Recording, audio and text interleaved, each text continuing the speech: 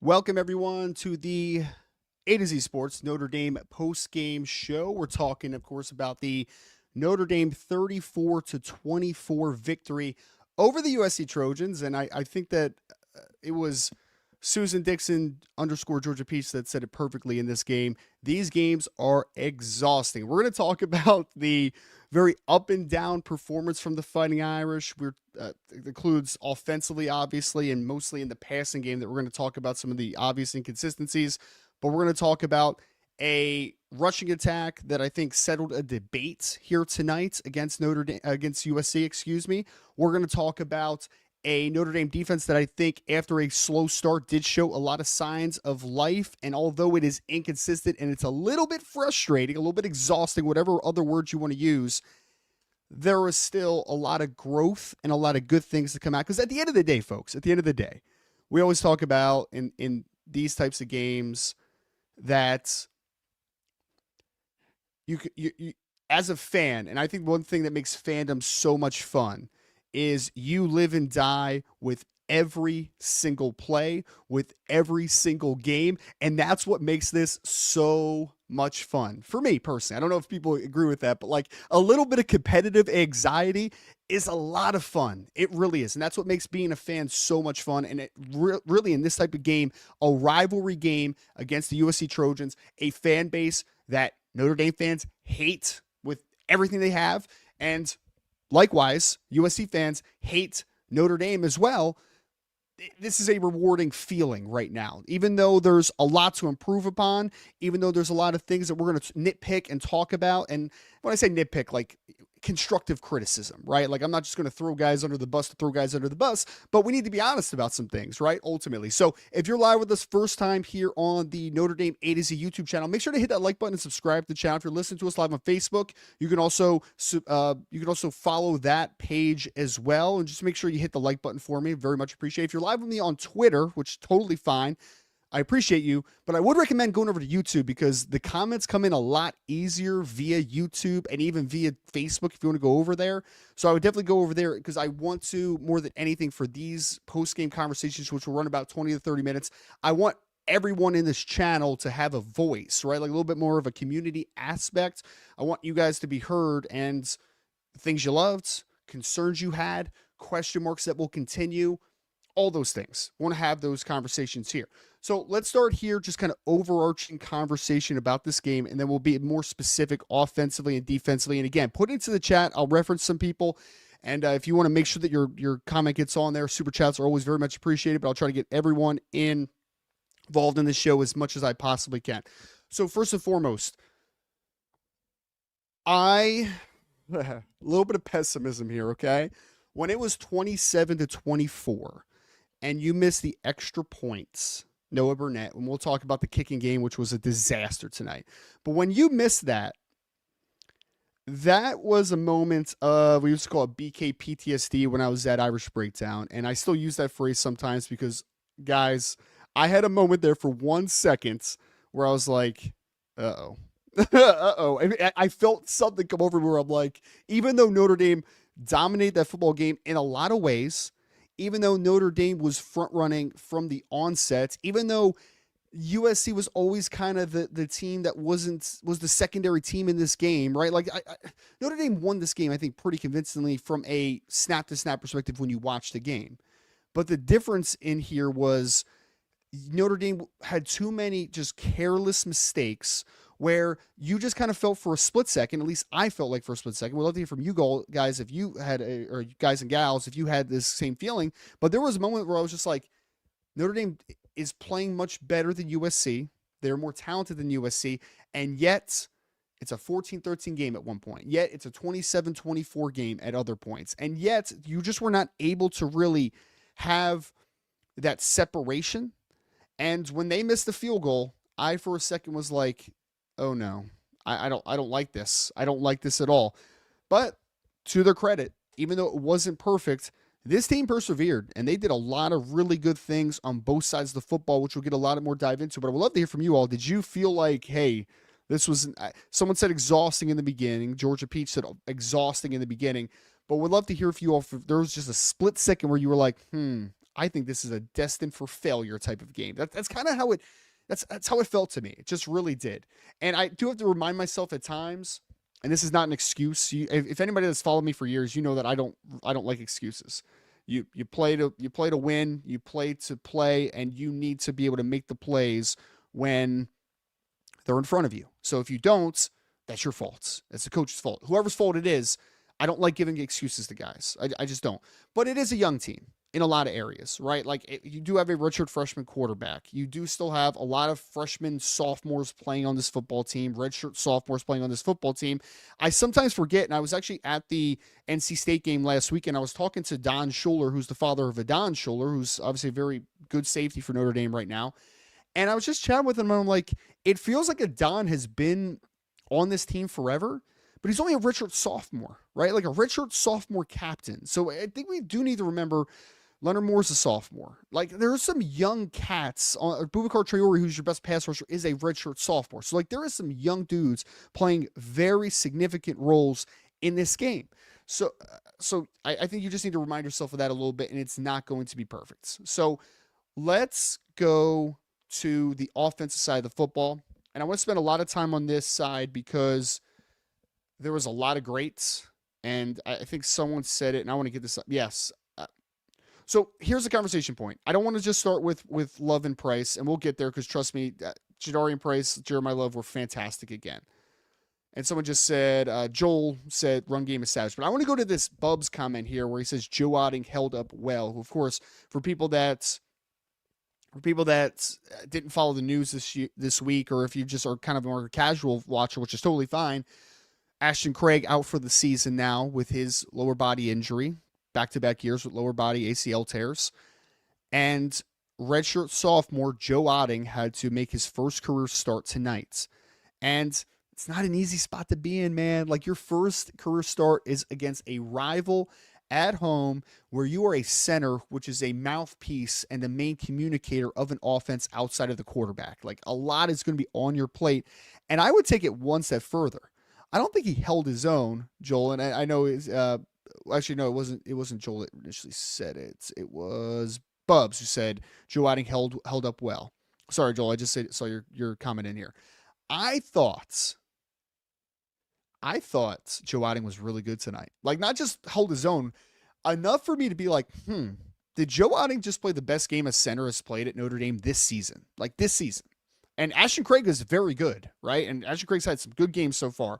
But I really thought Joe Otting was fantastic. I mean, you do not rush for 306 total yards, and I'm going to give him 308 because of the kneel downs at the end. I'm not going to take away. I hate taking away from the kneel downs. I think it's really, really stupid.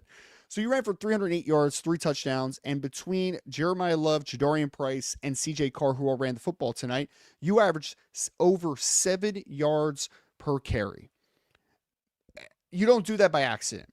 And this offensive line has been one that has been extremely up and down this year.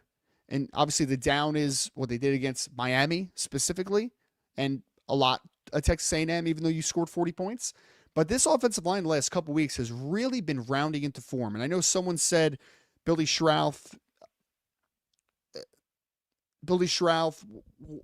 banged up. He left the game a couple of times. I don't know, and we won't know what the severity of that is, right? Because how Coach Freeman operates, and I have no issue with this, is he doesn't tell you too much after the games. This is more of a Monday, 12:30 Eastern time conversation where you'll get a little bit of deeper understanding of what's just going on with Billy Schrauth. But Billy was playing his butt off, man. Billy played incredibly well. Joe Otting, I thought, played incredibly well. I thought that Anthony Knapp, for now 2 to 3 straight games now, I didn't hear his name called. And that's a good thing for Anthony, because usually offensive linemen are usually highlighted for 2 reasons. One, if they take someone's soul on a run play, or if they give up a sack, have a penalty. And so Anthony Knapp is playing clean football. I thought Emil Wagner seemed to hold his own. I didn't see a ton of pressure in general on CJ Carr, although he only passed the ball. Actually, he ended up passing the ball 26 times. More than I actually thought initially. So I thought the offensive line just in general played a really, really good game, which was great to see. Now let's talk about the running backs. I'd love to hear from you all, man. Like, let's get the juice going a little bit, because anytime you beat USC, it's a great night. It really is. I saw pictures of Chad Bowden circulating on the internet earlier, who was former general manager for Notre Dame. Anytime you beat USC, it is a great, great, great night. Jeremiah Love rushes for 228 yards and a touchdown on 24 carries. He averaged 9.5 yards a carry, had a long of 63 yards on the game. Jadarian Price, who although didn't get as many touches, obviously, as Jeremiah Love, who had the hot hand, especially early, still had 13 carries for 87 yards and a touchdown. And he had one of the biggest pivot points of the game. After USC was gaining a little bit of momentum in the second half, he has a kickoff return for a touchdown. Absolutely electric play, man. Electric. And a much needed play for this Notre Dame team in general. And I actually just wrote an article before we got on here. I had a Chad who exactly. I wrote an article before I got on here about I don't know if you all remember this, but in the offseason, because offseason conversations are always so just basic, right? Who has the best running back tandem in college football? Who has the best backfield in college football? Who's the best running back in college football? I thought that Jeremiah Love was easily the number one back in college football going into the year, and most people agree with that. There wasn't a ton of pushback. But in terms of the best tandem, we know from a inside to the outside perspective, Jadarian Price is a very underrated player by the national media, not by Notre Dame fans. I think most Notre Dame fans really appreciate how good Jadarian Price is, like really appreciate him. But you heard those offseason conversations of like, are they better than Nicholas Singleton and Katron Allen? And there's a couple others that are kind of pushed into there, right? After this game, after what we've seen the first half of the season, brother, I don't think there's any debate on who the best running back duo in college football is. It resides in South Bend, Indiana. There is no question about it. Even when USC, who's been not a great defense, but better in some areas compared to last year, not better in others, they knew what was coming. CJ Carr had a struggle of a night. We'll talk about that in a minute. They knew what was going to happen here. You ran the ball 44 times in general in this football game. And yet, Notre Dame ran for 306 yards. So again, still going to go with 308 because I don't like to count the kneel downs. I think it's really stupid. You ran for over 300 yards on a team that knew you were going to run the football. Love it, man. So much juice. I love that stuff. I really do. Shout out to the running backs.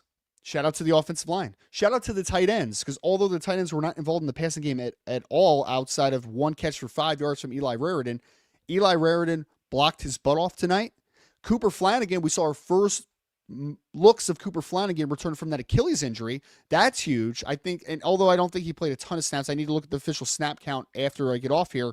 But, man, just good to see 87 back, because I think people forget last year how important Cooper Flanagan was to this offense. Because although he's not the dynamic athlete that maybe an Eli Raridan is, or that Notre Dame's had at tight end in some cases over the years, he is a very important blocker to this run game. Like, he is so important. You get him on the move, you can attach him, you can detach him, you can do a little bit of everything with Cooper Flanagan. So I hope that this is a little bit of a ramp-up period. Next couple weeks, you get him more acclimated going down the stretch. And then if you're sitting there with 10-2 and you have a playoff opportunity in front of you, then having Cooper Flanagan along with Eli Raridan and some 12 personnel, one back, two tight end sets, I think that would be really important for this team and important for the safety blanket aspect of it. And yes, I want to bring this up real quick because I don't want to divulge and go a little bit too much into recruiting, but I'll have a recruiting. I've already talked to a few people about the recruiting operation from this weekend, and there was a lot of great things that happened and a lot of good intel that I'll be able to drop here at A to Z Sports either tonight or tomorrow, depending on if I need to get a couple more articles done before I go to sleep tonight. But Irish Eye said, come on, Spell, love this game. If people don't know, he's the 2027 running back out of the state of Pennsylvania, who was already trending to Notre Dame before he officially decommitted from Penn State due to the James Franklin hiring. He obviously committed to Penn State when Jawan Sider was the running back coach. But, I mean, how can he not be excited to be able to see Jeremiah Love run for 228 yards, you run for over 300 yards as a team? Yes, that is huge for this team. There was a couple other really talented running backs that were on campus, including Amir Brown in the 2027 class out of the state of North Carolina. So, like, running backs who are on campus, the recruits, the potential players that will want to come play for Notre Dame, or at least considering it, have to love what you saw from Jeremiah Love. And Jeremiah Love also had 5 catches for 37 yards. So you saw a little bit of an all-around impact. You also saw Price return a kickoff for a touchdown. So, yes, Mark Edwards' son, Xander, was in here too. And if you haven't seen what Xander's been doing down for at the bowl school down in Florida, Jacksonville area, he has been just, I mean, he's got like 1,500 yards in like 7 games or something like that, like 2028 running back. So running backs were there, running backs saw, and man, they had to be impressed with that performance. Dominic put into the chat, give the wide receiver attention. They blocked their butt off for Love and Price. You can tell they want to win. I had a buddy who texted me and said, yeah, and Xander broke the state record. He actually broke Derrick Henry's state record for most rushing yards in a single game, which is wild. But to Dominic's comment there, yes, the wide receivers, even though it wasn't the passing night that we've seen in recent weeks for the Notre Dame wide receivers, Notre Dame pass game in general, I had a buddy text me and was like, how good of a blocker is Malachi Fields? Even though he got called for that weird blindside block or whatever during the game, which I thought was a really bogus call. But, man, he blocks. Jordan Faison, even though Jordan Faison is only 5'10", 180-something pounds, he blocks. Will Pauling, even though he's smaller, will block. There's an attention to detail for sure. And to Irish Eyes, I know, guys, I get a little distracted because I have ADHD, okay? So I'll go over the place a little bit. Irish Eyes, it was actually over 500 yards. Xander ran for over 500 yards. And correct, Bub, Xander is a 2028 running back prospect. Absolutely. Who's not been offered by Notre Dame yet, but we'll see if that changes. I mean, he's off to a great year. So, yeah, Fields, Pauling, Faison, they all blocked tremendously well. Eli Raridan, again, you don't run for over 300 yards in a game if you don't have tremendous blocking, especially when the big key here is that we always give the offensive line all the kudos for it. But what do both Price and Love both love to do? They like to bounce a lot because they have incredible speed. And in order to bounce and to have explosive plays on the outside, you need to have wide receivers that are going to block and be able to hold it down on the outside against corners, against safeties, even an occasional maybe crack where you have to go against a second-level defender like a linebacker. You have to do a lot of the dirty work, and they were asked to do the dirty work tonight, and they succeeded in that. So offensively, run game, can't say enough praises. Blocked well. Your running backs are elites. It was great. Even CJ Carr got into the end zone as a runner tonight off of the design read, which was interesting. A little bit of a wrinkle there near the end of the game because we know that Notre Dame's short yardage goal line packages have not been great. So let's just go to the negative here, and I want to talk about the negative. I'm actually gonna go on like slight rants here. One on the offensive side of the football, one on the defensive side of the football. Let's go to CJ Carr, though. And CJ finished 16 of 26, quarterback for Notre Dame, 136 yards, 1 touchdown, 1 interception. That's 5.2 yards per attempt. And he ran the ball 5 times for -7 yards. Obviously, sacks are included and a touchdown. So I warned everybody about this early in the season, actually before the season. CJ is going to do a lot of great things this year, and he has already. He's had some stellar games for Notre Dame. But there is going to be an occasional game like this as a young quarterback where it's just not great. Just not great. Like CJ did not play a great game tonight. His accuracy was off. He made a couple of really boneheaded decisions. Obviously, the interception where, I mean, you're up 14-10 and you have a chance to at least go 17-10, maybe 21-10, potentially there in a goal-to-go situation. And instead of living to fight another day, you throw a really, really bad ball after kind of scrambling around a little bit. And I agree, Bubs, like he looked a little bit out of sorts tonight, but I'm not worried about it, right? Like CJ Carr as a redshirt freshman quarterback is allowed to have an off day. Like he's allowed to. I would rather it not happen against a rival where you really needed to win the game. Like I'd rather it not happen tonight, but ultimately it's going to happen. And as long as you see him bounce back from this and have some more good games into the future, you feel okay about the progress, obviously, of what CJ Carr has been doing so far as a quarterback. And I agree with Christopher Crosby in the chat, who says he looked like someone that has started 6 games, growing pains. Agree 100%. And again, I expected this to happen. Maybe not tonight necessarily, to a degree, but I expect CJ Carr to have an occasional off game, especially in his first year as a starting quarterback. It's going to happen. I'm not worried about it. Just is what it is. It's something that you need to work through. CJ's a very talented quarterback. He's done a lot of great things. This is the most excited that Fighting Irish fans have been about a passing a game in South Bend in a very, very long time. And the great thing is, and I think it was David Romick who just said he will bounce back against Navy in a couple of weeks. That's the best part of this, is that you got to win. You didn't have your best performance if you're CJ, but now you get a bye week to just relax for a second, take a step back, and figure it out, right? And he will rebound. I think that he will have a great game in 2 weeks. And I think that it also wasn't the best conditions to be a quarterback tonight. Rainy, it was damp. It was, for a second there before the game, I was like, man, are they, I knew they would play the game, obviously, but would it be delayed a little bit? Would they bump it to Sunday? There were some conversations about next week, both teams have a bye week, so would they just push the next week?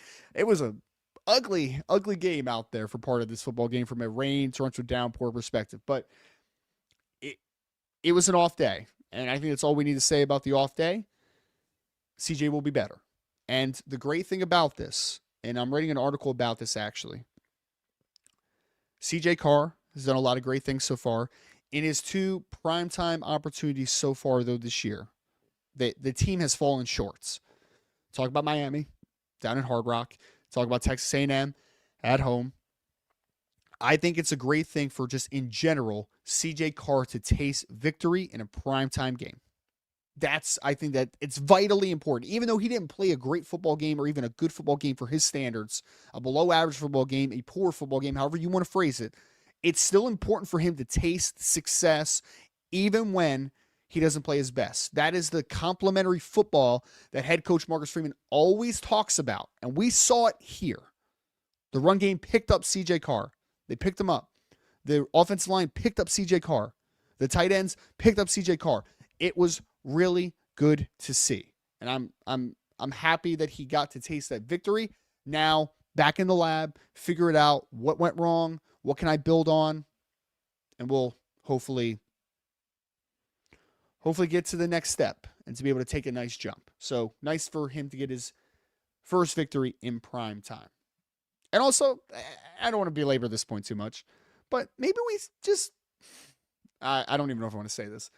There's been a lot of talk the last couple of weeks, and it's been from like Dan Orlovsky, and it's been from Greg McElroy talking about him being a future first-round NFL draft pick, and he might very well end up being that guy, but man, for a guy that had only started 6 football games going into tonight, that's a lot of pressure to put on a kid, man. Like it is, right? It really is. So maybe we just put the cart before the horse a little bit, to a degree, right? Like let's let him develop, and I think that he has a lot of upside, right? So let's enjoy what you have right now, a redshirt freshman starting quarterback who has shown a ton of progress over the last few weeks and had a little bit of an off night tonight. Mini rants real quick. I said I had 2 on one side of the ball, one on the other side of the ball. I want to talk about the short yardage situation. You had a couple conversions here tonight, including near the goal line. You had Jeremiah Love on a big 4th down that was able to score. Someone actually asked me on Twitter during the game. It was like, hey man, like what's the issue with this run game impact and run game woes? And yeah, Brady Quinn said so too. You're right. My 2 biggest things with what I think it is, and because I know that we're always going to go to play calling, and I didn't like the Wildcat stuff, and we didn't see the Wildcat stuff tonight. So whatever. The Wildcat I think is just kind of thrown out the door for a minute. Maybe it's brought back at some point this season, but like we didn't see it tonight, obviously. The 2 biggest thing to those short yardage failures for me is, 1, I think that the lack of health at tight end has been a little bit of a nuance that you've had to deal with a little bit. It used to be, and I know Cooper Flanagan was back tonight, so I took that to be better, right, moving forward. But when you're in 2 to 3 tight end sets, 12 or 13 personnel, what has been so far before tonight is Ty Washington is a try-hard blocker, but I don't think Ty Washington is a very good blocker. Like, there's a differentiation there. Eli Raridan is a pretty good blocker for the most part. He's inconsistent at times, but pretty good when he's good, right? Like, he's a good blocker. The lack of healthy and impactful bodies at the tight end position hurts when you get into those short yardage situations. And I think that has not helped the ability to convert on those short yardage and goal to go situations.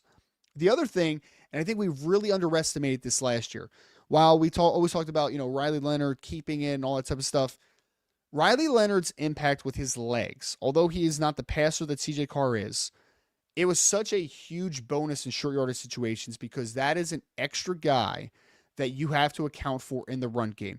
All due respect to CJ Carr, and he had a rushing touchdown tonight, so that's cool.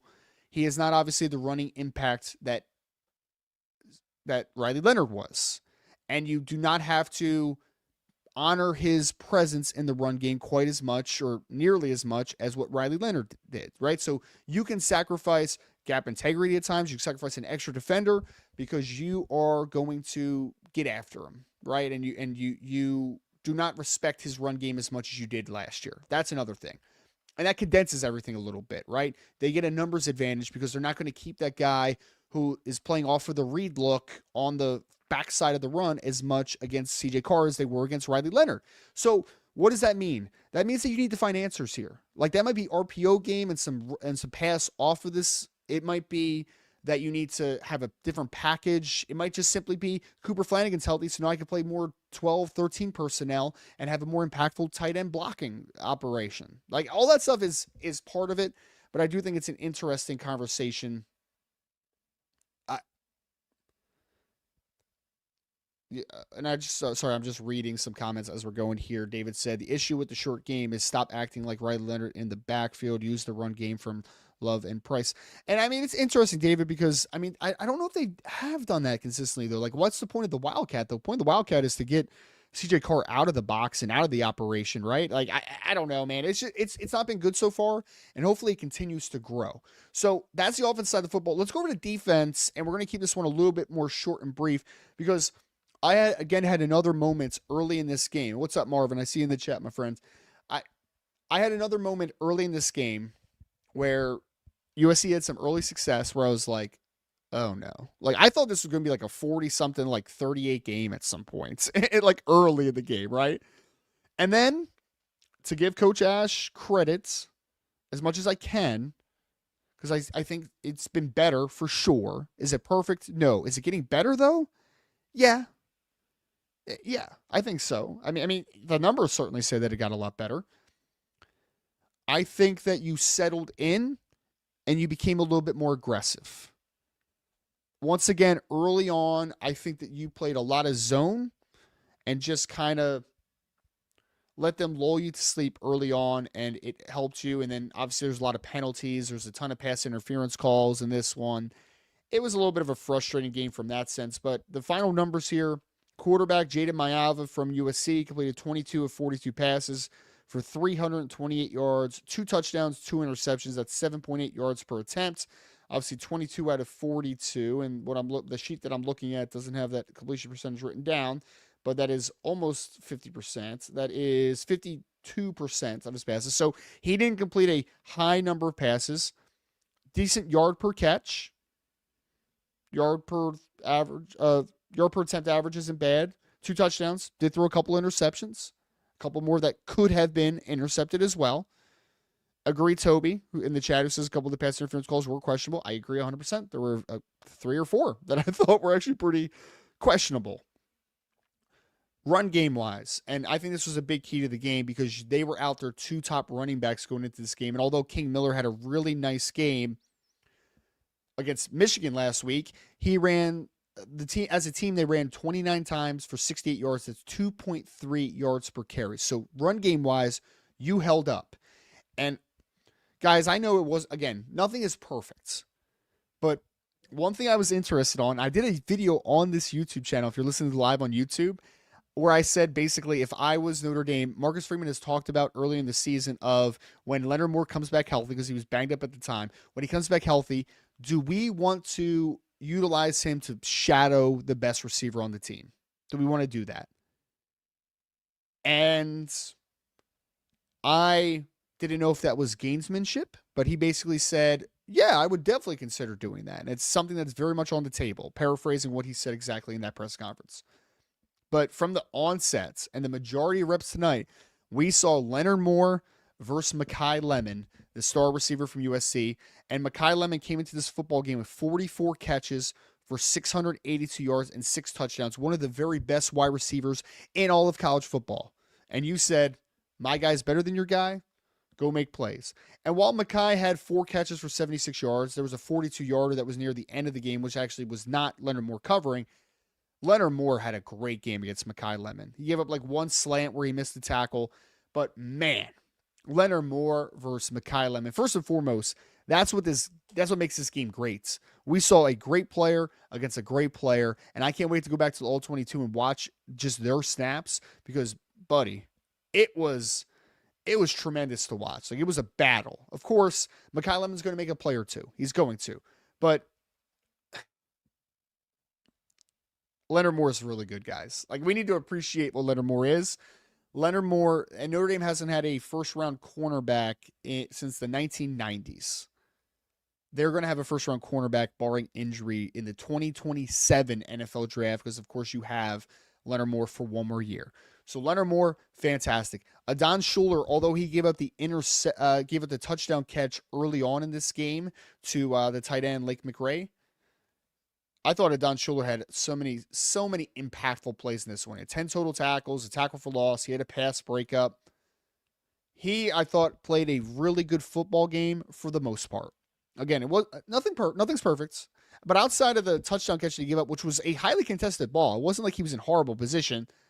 I do think that he played a very good football game. Tay Johnson, I thought, had some flash plays. I thought Jason Onye played his best game of the season so far at defensive tackle, which I think was very important for this team that did not have Gabriel Rubio due to the elbow injury. So there was Drake Bowen had a couple flash plays that I thought were really impactful, including off of I think it was just a slide right out of the backfield on 4th down, I believe, if I remember correctly, where Drake just stoned the guy in open space. Really good. Really, really good. Kingston Viliamoasa makes a couple flash plays every single week, including the sack, and then he also recovered the fumble off of the first fumble from Adon Schuler. So a lot of great moments in this defense. The one player that we need to hyper-focus on, yep, agree, Irish Eyes. Tay Johnson's play on the quarterback run was great. I 100% agree. The one player that we want to just have a quick conversation with, because I know a lot of people are frustrated with it, is Christian Gray. Christian Gray ended up having 6 tackles in this game, 1 tackle for loss, a pass breakup, and 2 interceptions. Nearly had a third near the end of the game as well. But obviously, for people that watched, it was a tough one for Christian Gray. A lot of big plays given up, as we saw last year against USC. I'd like to think that it's a lack of confidence issue with Christian Gray at times. That's what I would like to think, because he looks slow at times playing right now. And it's so weird because if you know people around the program, Christian Gray tests about as well as any defensive back that they have on this roster. Like, he's consistently in like the low 4.4s, somewhere between like I've heard as high as like a 4.39-ish to 4.42, like pretty consistently in like their offseason testing that they do every year. So I don't think this is a lack of athleticism, a lack of talent issue. I just think that he gets a little bit lazy in his technique at times. I don't think that Christian Gray has a lot of confidence right now, and it could be I don't know. I don't know what he's exactly dealing with, but obviously it needs to be a lot better in the biggest moments. You had a couple interceptions, but we know that Christian Gray has been very feast or famine over the last 2 years. The biggest moments he makes was tremendous. The worst plays that he makes are horrible, right? Like, there's just not a lot of middle ground with Christian. It's so frustrating because, again, like, if you just look at the highlights for Christian Gray, it's so good, man. It's so good. But then you get to see the lowlights and you're like, that's unplayable. And my one thing that I wanted to have a quick conversation with because it frustrates me, these conversations. And this isn't just a Christian Gray conversation. We see this for everyone at some point in their career. Get him off the field. Bench him. Play anyone. Well, guys, I hate that response. I hate it. It's not constructive. It's not productive. It's not anything. In order for a player to make a change, or for a player to be benched, or a coach to make a change, they need to have an option that's better. And my question was simply to that gentleman, and I tried to be as nice about it as I possibly can. I'm okay with you saying bench Christian Gray. I'm okay with you saying bench anyone. Like, you are entitled to that opinion. Say you want someone bench. That's fine. I don't get in my feelings on that type of stuff. I don't care. Like, last year, Riley Leonard early on, you want to bench him. Fine. That's fine. What's the best option then? Don't just say bench him for anyone. That is not productive. Tell me what the answer is. If your answer is, I want to bench Christian Gray and I want to let Mark Zachary just grow on the job. If that's your answer, fine. I will agree or disagree to it. But to say bench him for anyone would be better. Well, that's ludicrous. Absolutely ludicrous. Not anyone would be better than Christian Gray. I think that is such a just hollow, that's just a bad statement. It's just a really poor lack of productive conversation. Like, I don't like it at all. So come with the productiveness. That's all I ask with those types of conversations. So that's all I ask. Again, if you want Christian Gray bench, totally fine. Speak your piece. Tell me why, and tell me who you want to play for. Because I just don't want to hear the bench him for anyone. Not anyone. Like, you need an answer, right? Like, you need an answer. Defensively, Notre Dame had 2 sacks, 6 tackles for loss. I thought the defensive line, for the most part, was very impactful in this game for negatives in the run game, but also Jaden Mayava, give that guy credit. He doesn't get sacked much. He gets the ball out of his hands. And sometimes it's for a bad decision to get the ball out of his hands, but sometimes he does. And he'll chuck it up. I think Notre Dame was consistently putting pressure on Jaden Mayava for the most part. So I think the pass rush has been better. I want to end quickly here because I mentioned, Jadarian Price in the run game. Jeremiah Love in the run game, Jadarian Price in the kickoff return game. James Rendell had a really nice game, 49 yards per punt, 3 inside the 20 on 4 punts. So that's a really nice long of 55. So James Rendell, I thought, had a very good game punting. The kicking operation right now is a mess, and it cost you 4 points tonight. We could have been looking at this game a lot different, a lot earlier. I know Noah Burnett's been banged up. He's been dealing with stuff. He just got back last week, and he's still not 100%. I understand that. You need to find an answer to it. Maybe it just simply is Noah Burnett needs to get healthy. I mean, we saw that last year, right? I mean, it wasn't great for a little while there last year, but then in the playoffs, it was much better, obviously. Now, the thing that gives you a little bit pause, last year's kicker was a lot better in high-pressure situations previously when he was with South Carolina. Noah Burnett's career at North Carolina is very, I don't want to say pedestrian. Pedestrian is not right because he had some good moments, but it's not what we saw from Mitch Jeter, obviously, right? So can you trust that once he gets healthy, he's going to be money in big moments? I have no idea. I have no idea if Noah Burnett's the answer here.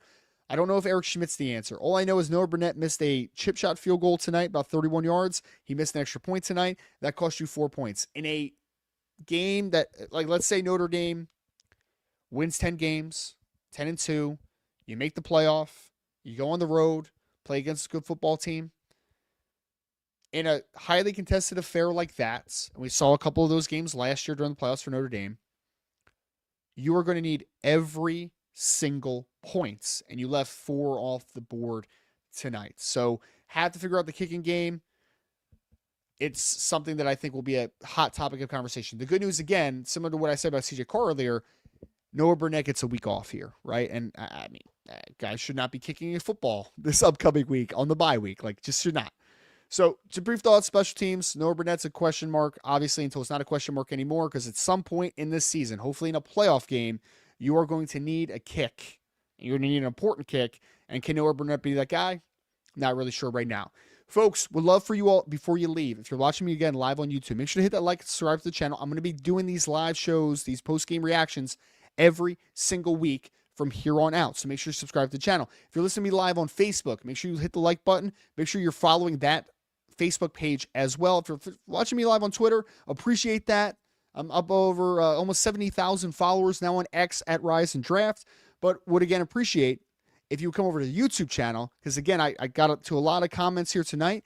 It's a lot easier to have a conversation via YouTube than it is Facebook to YouTube. So make sure to go over, Don't worry, Christopher. We have some draft stuff in the cards right now. Just be patient. Promise y'all, it'll be here soon. But make sure you subscribe to the channel, and I hope you all had a good night. Beating a rival. Put your comments in the chat. How excited you are. Want to hear it. And as always, folks, I'll talk to you next week. But for now, until then, go Irish.